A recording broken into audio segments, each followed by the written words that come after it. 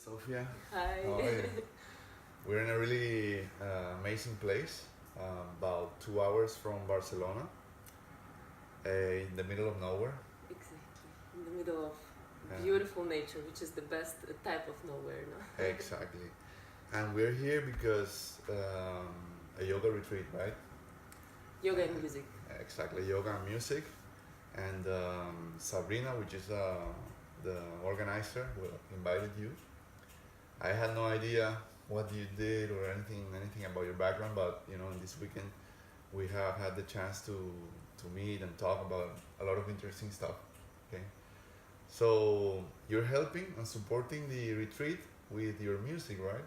Yes, yes, I can say that I use the sound, I use different instruments. It can be a singing bowl, it can be guitar, it can be harmonium, it can be just voice also.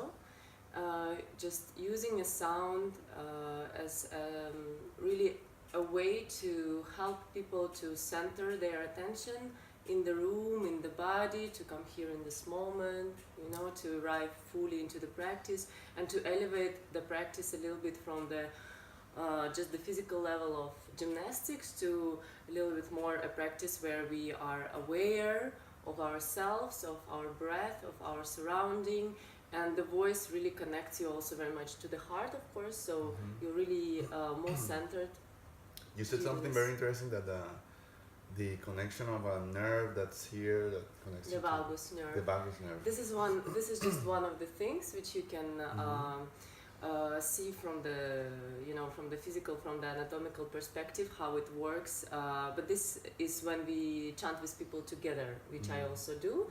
We do little kirtans. Kirtans is Indian type of practice where you have a big group of people and they all chant simple mantras. It depends on the level, can be of course more complicated, but here of course in Western society we choose some more simple chants which we can understand the translation more or less. We can understand the words to pronounce these Sanskrit words, and we change a little bit the melody also, so it's more available to us as Western people also as So basically these Sanskrit words, you use the same pronunciation as the Indian people, right? Oh, I would really aspire to use the same, but of course, no, I'm not a traditional Indian teacher, obviously, and I cannot teach it in the way as it was taught to me in India, for example, by certain people. But I believe that even if we take some part of this knowledge and we use it in the way which is available to us, we already are getting a great result, and it can be very transforming for us on different levels. And so you were asking about remembering about the vagus nerve, which we talked yesterday. So yes, one of the things when we sing with people in the groups, and when we really vibrate together, when we really allow the sound to vibrate through the body, for example, on the anatomical level, one of the things which is happening, we are massaging this vagus nerve, this big nerve which goes throughout the whole body, connecting different organs, and it's also is represented here close to the vocal cords. So when you really sing or do something with your throat, are a bit more active with the breath, like a strong vibration, you really send like this resonance, this vibration throughout your whole system, and not only of course throughout your body, but it also starts to change your brain state, no? Because we also release certain hormones, endorphin, oxytocin, everything what makes us feel more happy, more healthy also in a way, like feel good. And this is just on the physical level, no? This vibration, how it moves and how it starts to change our physical body, our state of mind, our emotional state. Because when we sing, of course, when we connect with the voice, we express something from ourselves, no? We have to go here and express it out there, which can be a little bit challenging for us especially the people who don't sing at all, and for them it can be of course like a challenge to just start to express. But then once you start to express, you find, oh my god, there's so many things I can connect with and allow them to come out and speak them out, which is of course a very releasing and eventually transforming Absolutely. experience. Yeah, I Yes. remember that one of the mantra meditations you were singing, and can feel the vibration. It's very powerful. Uh, do we have to use only Sanskrit words, or Of course not. you can No. use like Western words too? Absolutely, and I hope in this retreat we will still do with you just more just songs, Mhm. because there is also a big tradition of just devotional songs in different languages, more native songs, but also recent songs. People just write out of their inspiration. They just channel this energy of open heart and this feeling of connectedness, of oneness, and they come up with their songs, with their words, and we can use it also in a way. I think I can say that we can use it also as a mantra if we take it as something. We put all our awareness on it, we really go with this meaning, we vibrate it out, then you can say that of course it's not the same as using Sanskrit words which have their own also vibration. But in a way for us it's more available, maybe it's easy to connect to. Yeah. So the benefits that you mentioned is well-being, happiness, disease, curing a disease, or depression, or something like that. Well, I can say. What effects have you seen of that in you or someone's life? Well, I believe even very, very simple things like attending to your breath. Mm-hmm. Like even if you are not really able to perform complicated practices with yoga, with movement, with, I don't know, doing really some complex exercises, just sitting quietly, attending to the breath, feeling how the breath moves in you, going really into this process helps your mind to concentrate, to go within. I believe this is already very beneficial and very healing. I think for people it's very different. I maybe wouldn't say like, chanting one mantra will heal you from depression, because we are very complex beings. We have such different paths to our own selves, to freedom, to experiencing love, to just even simple things, just experiencing experiencing good, no, without not experiencing all the time the pressure or the anxiety. But definitely you can use many benefits from yoga and singing, like just breathing and attending your awareness goes inwards. That's it. That's the key. For me, like this is the main element, and doesn't matter what kind of practice I use. And I think this is very helpful for many things which have to do with our emotional imbalance, mental imbalance, also on the physical level. I think slowly you can build up your practice from very simple elements where you just stretch one leg, one arm you relax, other arm you relax, one other leg legs together. So something very, very simple where you just feel like, okay, my body is alive and I need to bring awareness into my whole body, into my fingers, feet, into my toes, and just move it very gently, and this already will allow blood flows, oxygen flows, the system is more happy, you are more happy. Yeah, absolutely. Actually, it brings you into a state of well-being and freedom. Yes, that you can the leave system, behind. exactly. You can leave behind all your worries, all the stress, because all this stress produces cortisol. It oxidizes a lot your blood, your system, and it really prevents you from alkalinizing your body. From just seeing a little bit more clearly, sometimes. Yes, absolutely. Yes. You can, and you notice it in people when they are stressed. Their skin color is different, attitude. Or absolutely. I think on the physical level about yoga now, we can really read so many interesting things and good researches. It's all this information now available. And on the physical level, there is no question that it's really doing like little miracles, no? But if we speak more about this, we can say so more inner part of the practice, it's also just to make a little bit of space for the practice, even just for the physical practice, good vinyasa, I don't know, good ashtanga, whatever you practice, or just good, very good hatha with breath and with awareness, just to make space in your day and do this. It's already like resets your brain, no? You have a little bit of time when you come, you disengage from all your previous activities for this 1.5 hour. You are not thinking constantly what I have to now do here and solve that and help there, and you disengage for some time. You really arrive into the body. You breathe, you stop, and you can reflect a little bit with more awareness, with a little bit with more like you have a bigger view in front of you, can say. This is what people experience in Shavasana very often. This is the last relaxation posture, when we just lay there after the practice. We just absorb all this effect in our body. We allow the energy to disperse throughout the body evenly.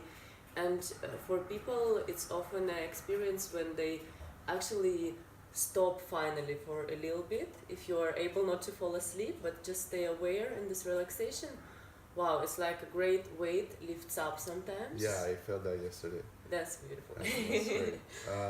That's good. How long do you recommend to do this practice? I honestly wouldn't recommend just in general to everybody do something like the same kind of practice, because for some of us it's enough to sit quietly for 10 minutes, close the eyes, stay with the breath, and that's it. This is already very good. And if your body is not really ready to go into more physical stuff, you can do meditation, you can do chanting, you can do many other things. So I don't know, but I think it needs to be regular for us, for people who are living in the very fast pace of the city, of the project. A lot of, we are really spending a lot of time in our mental space, planning, thinking, talking, discussing, commenting, comparing ourselves and our work to, and so it's a lot of activity we spend here. So it's good that the practice is regular, so we can regularly a little bit disengage. And what you do, is it a physical practice, is it chanting, is it just breath awareness, is it meditation, or just remembering yourself? It's really up to you and how you feel and where you are in the moment. I think the practice needs to be really, we don't have to be that hard on what is right and how we have to do this. For many people, discipline like this, I am pretty sure, is also very transformative. But we are so different, no? Absolutely. So you were born in Russia, your background is music. How did you get into all this? Oh yeah, this one is a big story. But to make it short, yes, I was, first of all, I guess I'm very lucky to be born also in a certain family where both my parents were already very interested in meditation and in different kind of groups like this, where you can experiment a little bit with your perception. And my mother also, she studied in theater, so a lot has to do with the body also. And so already from a younger age, just having my parents introduced me to this world and having lots of books to read about different subjects, it's already like, for me, was like, okay, this is really interesting. This makes sense, because, okay, going to school, very nice, going to play, very nice, but what else? Like, as a teenager also, you really, as young, like adolescents, you really have a lot of passion, not to find out things, to find out like what's going on here, what am I doing here. And sometimes it can be also a very hard periods in your life when you're finding this all out and it feels like there's no point in anything, or you feel like really trapped in some way or something like that. I think it's many of us in adolescence, we experience like really hard periods like that.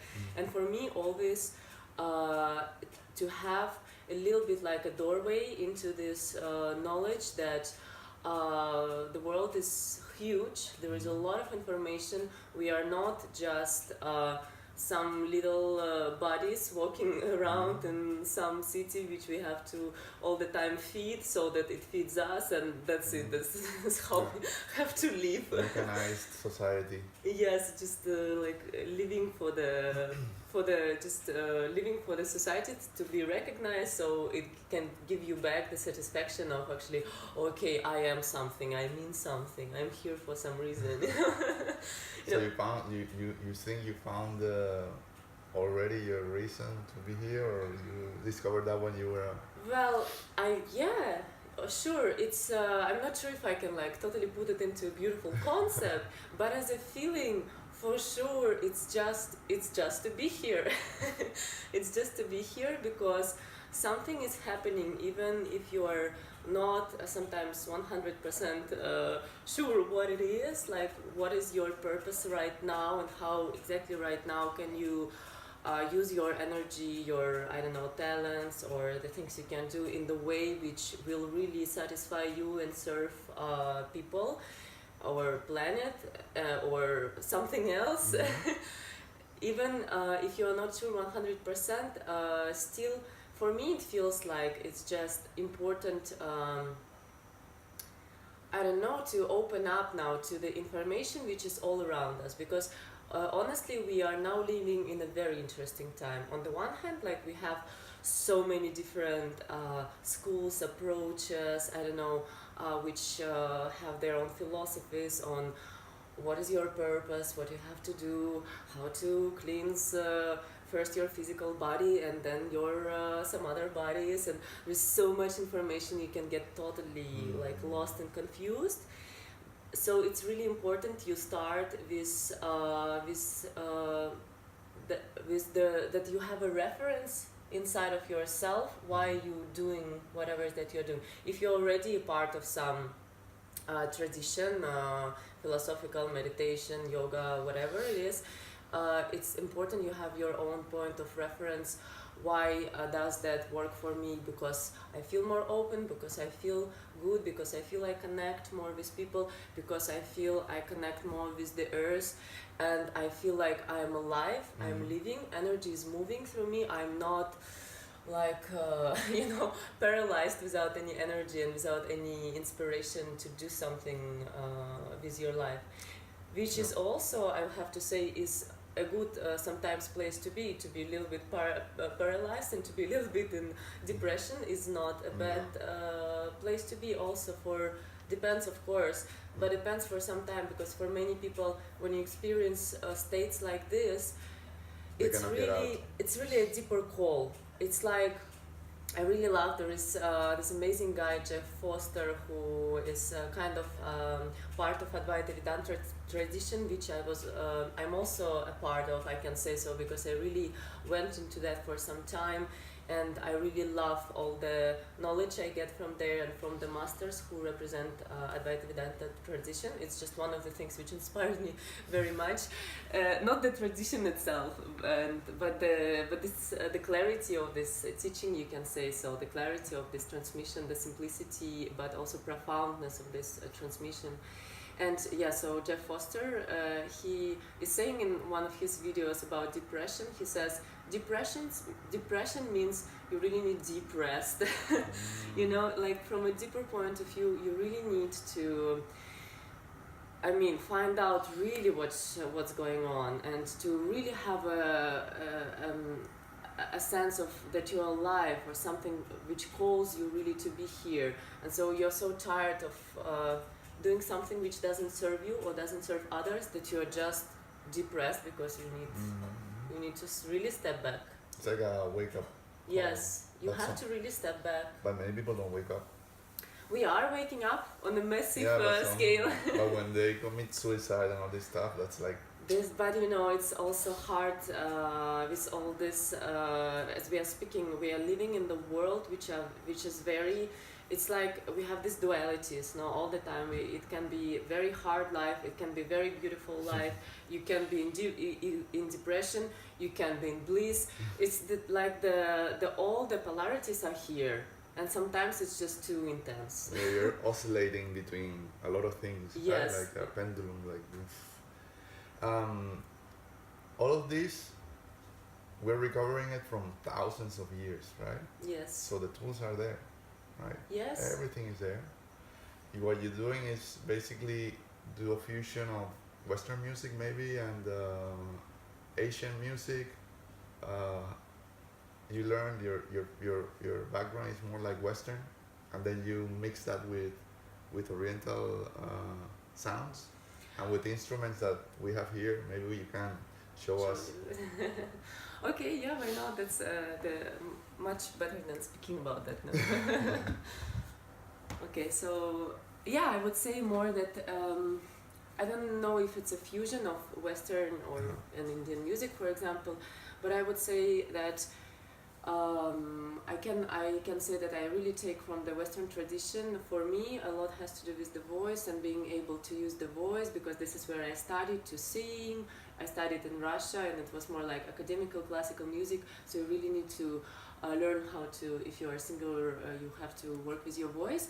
But now it's just for me more a way to express, and a way as you express to reconnect to your center, to reconnect to your body, to reconnect to your breath, to reconnect to the earth, to the space, to the people, to just use it as a certain very useful tool, I can say. So yes, I'm gonna chant something simple.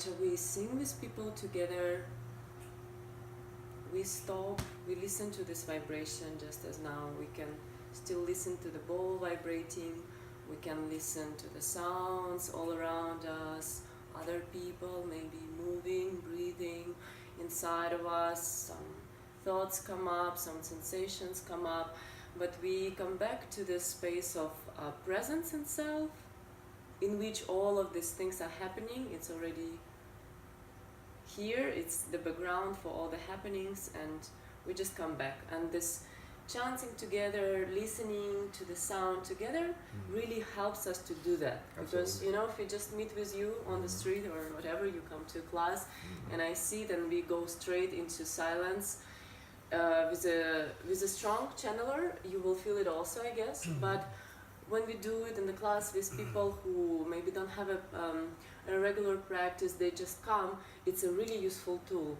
You just listen. It's not a yoga, no? It's listening. So basically this helps you go into this state, because I feel the vibration is very powerful, and this metal vibrating, you can feel it like in your nervous system, everything. It's really powerful. Yes, the vibration is strong, and then of course it elevates you. It helps you to elevate a little bit and to also connect to different. We are all connected to the earth. We are all connected to all the energies around us, and we can at any time channel certain energies, channel certain states. You can say so, but sometimes it can be. We are kind of maybe getting stuck in just one kind of state, so it's helpful to use something, listening, attending to the breath, whatever is that you do. And you cover most of the elements: metal, wood, and air, and wind. This is also true. This is also true. There is always a little bit a shamanic element in this kind of gatherings, of course. Yeah. Also, because it's connecting with people in a way in which we are not really so used to connect in our society. Maybe before, as we were saying, for thousands of years, we had also certain knowledges and cultures and rituals and things which were helping us maybe to do all this work, to welcome all this healing, transformation, or just well-being, which we speak about, no? But now we need to we need to rebuild in a certain way. We need to find again the ways to reconnect, and it can be in different ways. It can be groups of women, groups of men, groups of women and men. You can go to a satsang and receive from a certain master, receive a really strong transmission. You can go to just a yoga studio and work yourself through your body with your breath. You can go chant. There's so many things really now, or participate in some also social events when we do something as even, I don't know, going out cleaning the forest is also activity like that, actually. Having trees. Exactly, it's the same activities in a certain way. It's more oriented towards serving the others in the earth, but it's still out from the same source. No, I feel it's happening because, the world now is so connected, and is so much inequality.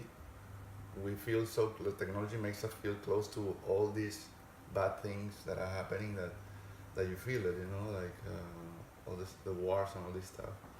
And it's just to put a stop to that thing, see if you can solve it, just starting to work on yourself.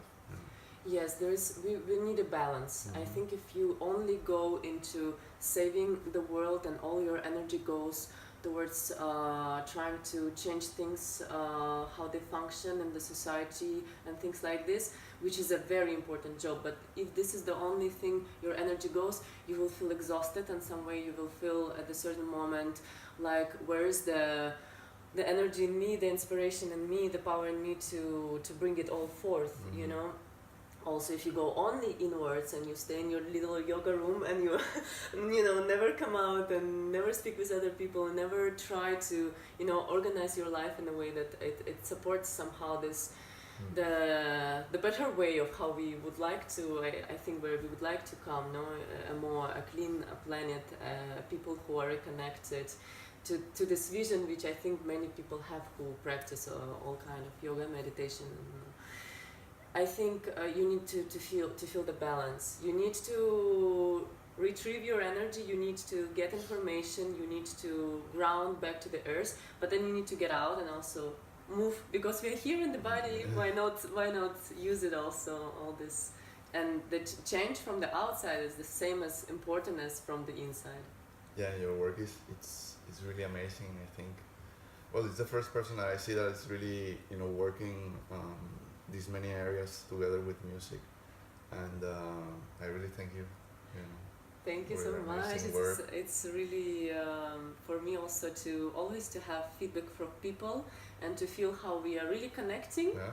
just through the simple things. And I see, yes, it's working in a simple way, but it does. Let's see if you can show us this instrument. Yes, this is a harmonium which mostly used for kirtans, no? Mm-hmm. This is very nice instrument to use because it's pretty loud, no? Mm-hmm. Normally we'd use it on the floor. This but is made in India, I see. This one, yes. Okay. This one, yes, and yeah, it's has a very nice sound.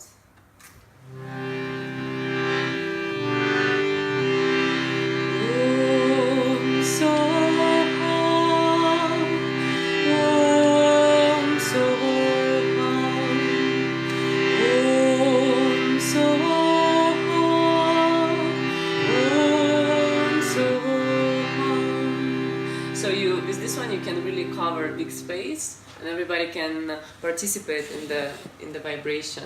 Okay. It has like a sustained. Yes, it's good to Infinite. use for big groups. Like the ball is something more to go inwards, Mm-hmm.